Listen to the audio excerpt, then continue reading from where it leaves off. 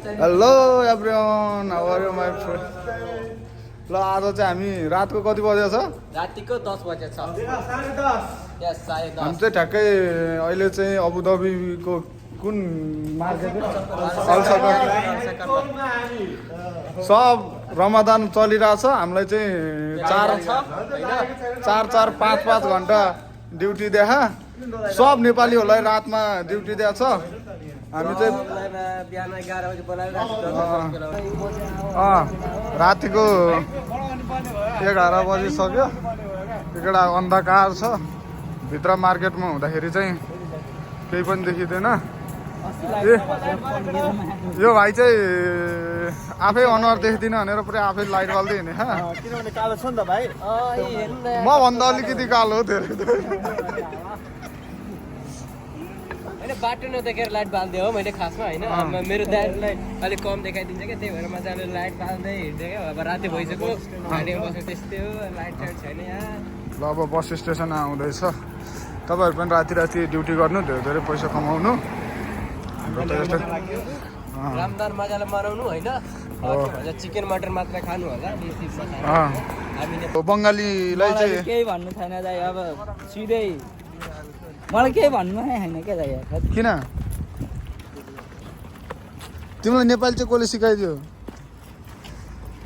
मलाई नेपाली खै दाइ, मैले सिकेर।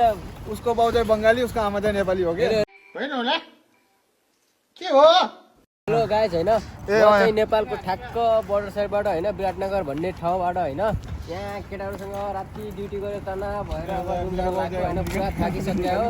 अब खासमा भन्नुपर्ने त हाम्रो रमजानको टाइममा 7 घन्टा ड्युटी गरिरहेको छ। तर केटाहरूलाई भन्छ होइन ओभर टाइम गर्नु पऱ्यो, त्यही भएर ओभर टाइम गरेर भर्खर छुट्टी भयो हो। अब हामी त्यो रुमतिर जाँला अहिले भर्खर बस स्टप पुग्यो। अब कति बेला रुम पुग्न नि 1 घन्टा लाग्छ। रुम जाँदा आउँदा तनाव हुन्छ होइन। बस पनि आउँदैन छिटो, बसको वेटिङ गर्दा आधी घन्टा त्यस्तै खेर जान्छ। फेरि रुम पुग्यो, खाना पकायो, खाइयो, सुत्यो, तनाव छ यार खाडीमा। हेर्दा त अहिले भर्खर बच्चा हो होइन, भर्खर 20 वर्ष नि पुगेको छैन। मजाले खाडी छिरिसक्यो हो। अब खासमा छिर्नु पऱ्यो युरोप अस्ट्रेलियातिर हो खासमा। अब तर घरको प्रब्लम बुझेर यहाँ खाडी छिर्नु पऱ्यो होइन। तर धेरै नराम्रो फिल भइरहेको छ। तर अब के गर्नु, फ्यामिलीको लागि त अब आउनै पऱ्यो होइन। बिकज हामी केटा हो होइन, केटाहरूले त अब फ्यामिलीको बोझ बोक्नै पर्छ होइन। त्यही भएर केटा हो मजाले पैसा कमाऊ। गर्लफ्रेन्डको पछि लागेर केही छैन यार दाइ होइन। मैले नि गर्लफ्रेन्ड बनायो होइन, यहाँ खाडी आएपछि गर्लफ्रेन्डले छोडेर गएँ होइन। त्यस्तै हो जिन्दगी होइन। मजाले पैसा कमाउने हो, रमाउने हो, दुबई आउने हो, दुबईमा बुर्ज खलिफा जाने हो, मिया खलिफामा चढ्ने हो। कुरा त्यति हो। बुर्ज खलिफा जाने हो, मिया खलिफामा चढ्ने हो। सक्यो। अनि अस्ति चाहिँ के को लागि रह्यो त?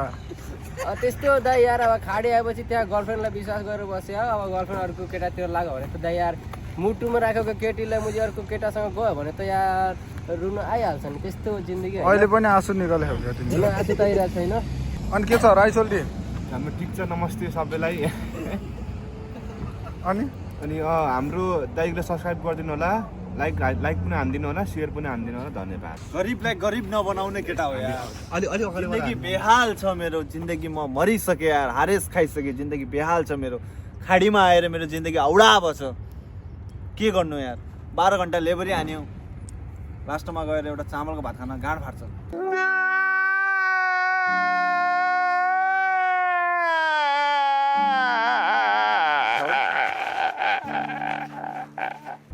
आज त बिरयानी पाखाउ त।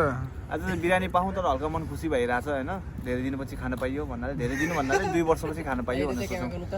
2 वर्ष पहिला एकजनाले खुवाएको थियो होइन, त्यो उनीहरूले खाथे। चल झुट। अझै एउटा कुरा भन्न चाहन्छु होइन गाइज, हामी केटाहरू यहाँ दुबई सपना पुरा गर्न आएको, यहाँ निन्द्रा नै पुरा हुँदैन। यो कुराले बुझेर लास्ट तनाव भएको छ होइन। अहिले जानु फेरि बिहान उठेर ड्युटी, निन्द्रा नै पुरा हुँदैन। सपना के पुरा हुन्छ भन्नु, त्यस्तै हो जिन्दगी खाडीको। ल कृष्ण दैतिर साला जिन्दगीमा होइन सपना बोकेर साला विदेश आइयो, सपनै सपना रह्यो। साला सपना देखेर विदेश आइयो, साला निन्द्रै पुग्दा हुनु भुलिहाल्यो। मलाई के भन्नु आएको थियो, मलाई आफै भुलिहाल्यो।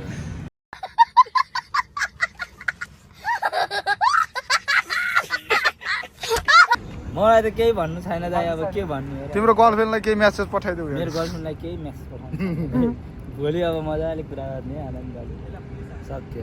अनि मेरो साथी त मलाई सोध्ने मलाई क्वेसन त मेरो मोबाइलबाट भिडियो गरेर मलाई सोध्ने होस्टलाई सोध्ने अरू सोध्न हो ल हामी चाहिँ अहिले बसबाट गइसकेको छौँ।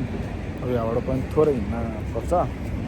के भन्छ अरे आज भिडियो बनाउँदैछौँ होइन टक्क पुलिस आयो आइडी साइडी माग्यो। आइडी बिना चाहिँ नहिँड्नु होला। दुईवटा केटाहरू उता 3जना केटाहरू कम्पनीको रुममा गयो। हामी पनि आफ्नो रुममा उता हाम्रो सोल्टी अर्कै रुममा बस्छ। यस्तै छ नेपालको चाहिँ नेपालको 1 बजिसकेछ। यहाँको चाहिँ 11:15 भइसक्यो। यस्तै छ ड्युटी गऱ्यो आयो। भोलि बिहान 10 बजीसम्म सुत्नु छ। ल यस्तो अन्धकार छ चाहिँ खास गरी रातिमा मान्छेहरू धेरै हुन्छन्।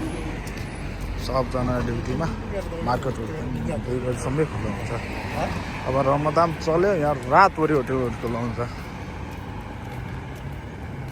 सबजना 5 रुपियाँ बिरयानी खान जाने हो त 5 रुपियाँ बिरयानी खान जाने हो त 5 रुपियाँ बिरयानी पाउँछ तर हामी खाँदैनौँ। अब बेलुका भयो भात खानुपर्छ। यस्तो रमाइलो पो देखिन्छ त झिलिमिली सहर है। ड्युटीमा गयो भने भित्रै बस्दा झ्याउ लाग्छ। यहाँनिर बसबाट झरेर पनि आज चाहिँ हामी किनभने रातिको समयमा धेरै बस आउँदैन त्यो भएर चाहिँ अर्को बस चढेर आएको। त्यसले चाहिँ थोरै अलिकति टाढा झारिदिन्छ। तर हामी बाल छैन 3जना छ मस्तसँग हिँडिरहेछौँ। कसैको पनि मतलब लाग्दैन। यो विदेश हो।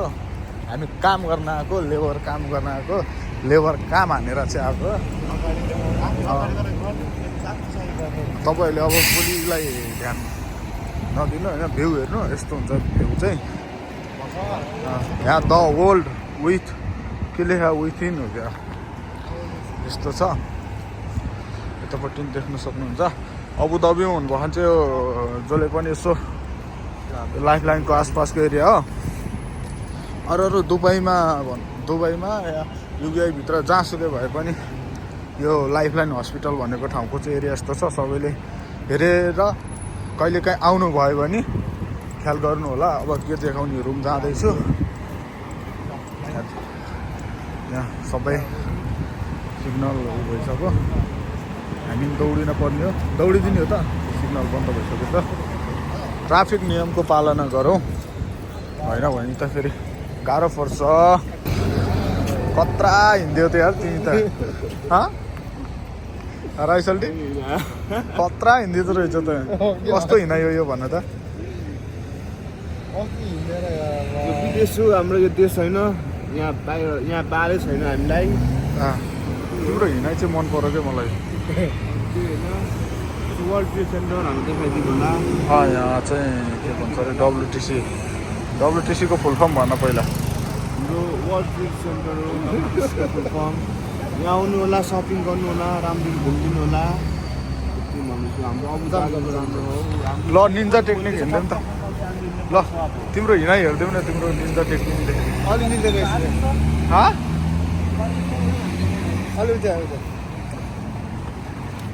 यस्तैमा मान्छेहरूको भिडभाड चलिरह्यो।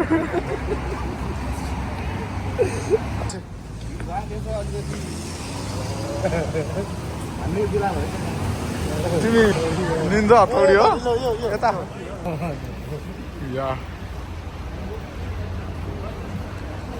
के भइरहेछ अरे बेला बेला यस्तो पागल साथी नि हुनुपर्छ कि कहाँ हिँड्यो के गर्यो केही त होइन कि तल पुगिदिनु झ्यार मजा बासी होला हालेर तल